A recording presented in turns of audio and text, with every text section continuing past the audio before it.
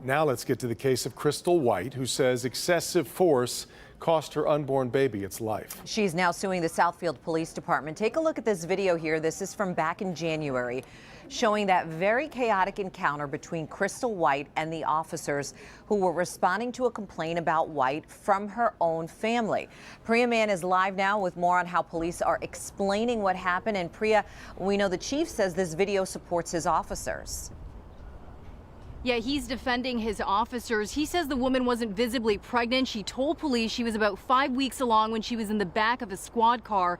And he says that this all led to some very unfortunate events, but he's defending the actions of his officers. Do not get in the car. Southfield police say Crystal White charged at responding officers. Stop walking. I didn't do nothing. Police say she lifted her dress to show she was unarmed and then hit an officer who hit her back. That's when the 38-year-old woman was tased.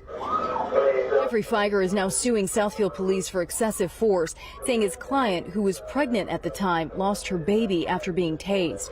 He also says her race played a role in the rough arrest. I don't believe that if this was in Bluefield Hills, a pregnant white woman would be tased on a welfare check. I just don't believe it. Southfield Police Chief Alvin Barron vehemently disagrees with that narrative. When you suggest that we would knowingly tase a pregnant woman, that is awful.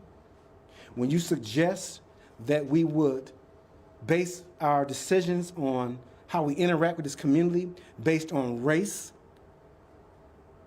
that's also appalling to me. He says White was trying to take her 6-year-old daughter from the home, but she is not the child's guardian, and that White's family told dispatchers the woman suffers from mental health issues and at one point had grabbed a knife. Mrs. White's sister called 911 to report that Mrs. White was trying to attack her, and then their own observations of behavior, the officers made a decision so they could take her for a mental evaluation.